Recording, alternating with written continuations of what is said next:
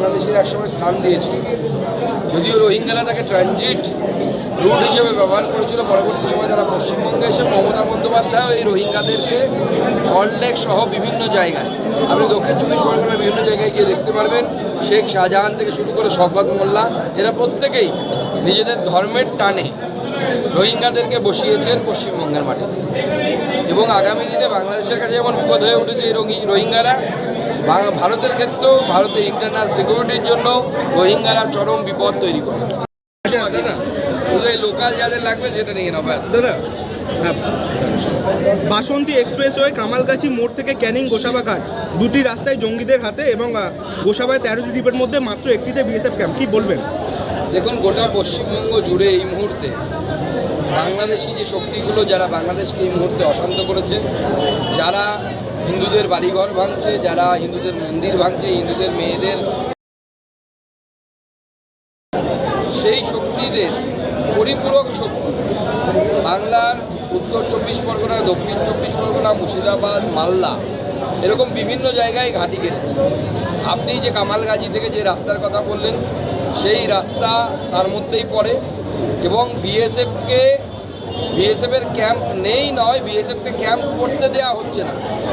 আজ থেকে প্রায় 2 বছর বা তার থেকেও বেশি সময় আগে অমিত শাহজিকে গালিগালাজ দেওয়ার পরেও অমিত শাহজি দেশের স্বার্থের কথা মনে মাথায় রেখে মমতা বন্দ্যোপাধ্যায়ের অফিসে যেতে গিয়েছিলেন নবান্নে, ওখান থেকে বেরিয়ে এসে তিনি আমাদেরকে জানিয়েছিলেন আমি রাজ্য সরকারের কাছ থেকে 72টি পোস্টের জন্য, আউটপোস্ট বলে বিএসএফে, সে আউটপোস্টের জন্য জমি চেয়েছি। রাজ্য সরকার আজ অবধি দেয়নি। পশ্চিমবঙ্গের বিস্তীর্ণ এলাকায় কাঁটাতারের বেড়া নেই, কারণ রাজ্য সরকার জমি দিচ্ছে না। তৃণমূল কংগ্রেস ইচ্ছে করে এমন পরিবেশ নির্মাণ করছে যার মধ্য দিয়ে বাংলায় ইনফিল্ট্রেশন বা অনুপ্রবেশ বাড়ে এবং ক্রমাগত চলতে থাকে, এবং তার সাথে সাথে বাংলার ডেমোগ্রাফি অর্থাৎ জনবিন্যাস পরিবর্তন হয় এবং বাংলাকে পশ্চিম বাংলাদেশে রূপান্তরিত করা যায়, সেই চেষ্টা তৃণমূল কংগ্রেসের তরফ থেকে হচ্ছে। সেই জন্যই বিএসএফের ক্যাম্প হচ্ছে। ইউনুসের বিরুদ্ধে ক্রমশই সুর চড়াচ্ছে বাংলাদেশ, সুর চড়াচ্ছে রাজনৈতিক দল থেকে সাধারণ মানুষ। এই মুহূর্তে বাংলাদেশিদের কাছে মাথা ব্যথা রোহিঙ্গা, কি বলবেন? পশ্চিমবঙ্গের মুখ্যমন্ত্রী 100% দায়ী এবং তিনি জেনে শুনেই করছেন। তিনি চান পশ্চিমবঙ্গের ডেমোগ্রাফিকে চেঞ্জ করার জন্য। ইরার হাকিম সাহেব যেটা ফস করে মুখোশকে বলে ফেলেছে, ওনার একটাই লক্ষ্য, সেটা হচ্ছে যে যেন তেন প্রকারেণ পশ্চিমবঙ্গে ফিরাদ হাকিমের যে লক্ষ্য 50%-এর বেশি মুসলিম জনসংখ্যা, সেইটা করার চেষ্টা চলছে। বাংলাদেশের বিএনপি যে নেতারা বলেছে হিন্দুদের উপর অত্যাচার হয়নি, হচ্ছে এরকম একটা বিএনপি নেতা বাংলাদেশে ওপেন।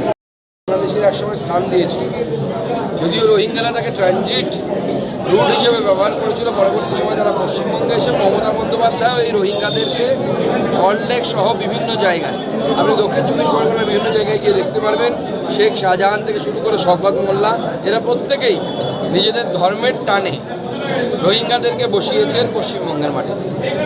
এবং আগামী দিনে বাংলাদেশের কাছে যেমন বিপদ হয়ে উঠেছে এই রোহিঙ্গারা, ভারতের ক্ষেত্রেও ভারতের ইন্টারনাল সিকিউরিটির জন্য রোহিঙ্গারা চরম বিপদ তৈরি করে।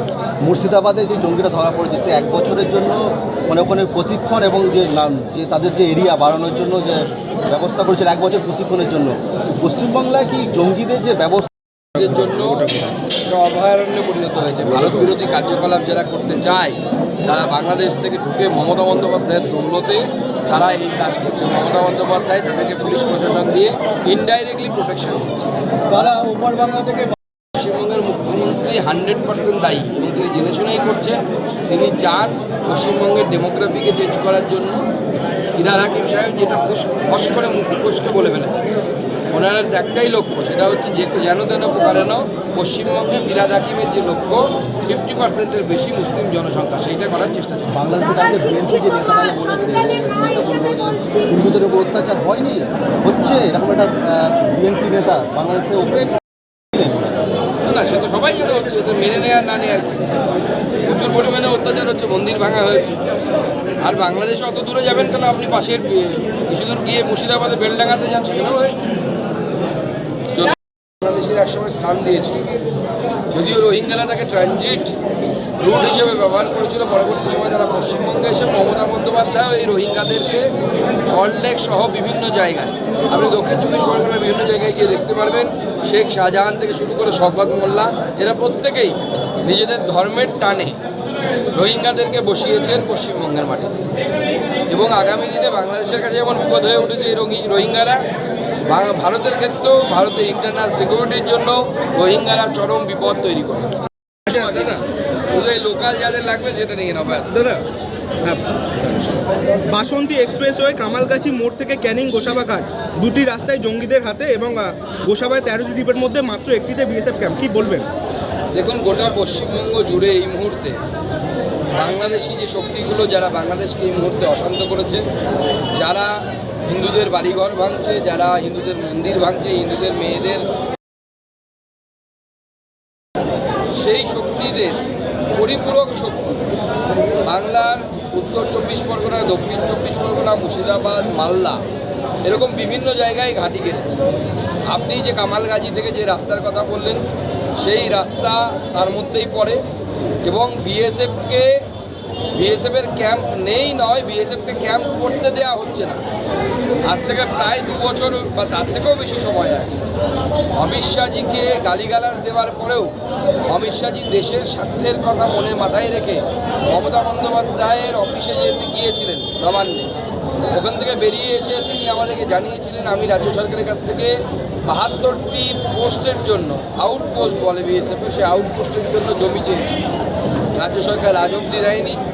পশ্চিমবঙ্গের বিস্তীর্ণ এলাকায় কাঁটাতারের বেড়া নেই, কারণ রাজ্য সরকার জমি দিচ্ছে না।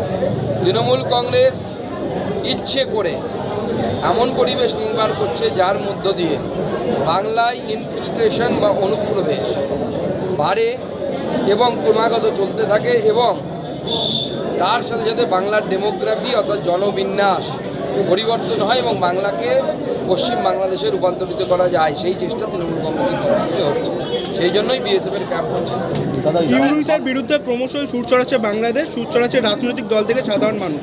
এই মুহূর্তে বাংলাদেশিদের কাছে মাথা ব্যথা রোহিঙ্গা, কি বলবেন? পশ্চিমবঙ্গের মুখ্যমন্ত্রী 100% দায়ী এবং তিনি জেনে শুনেই করছেন।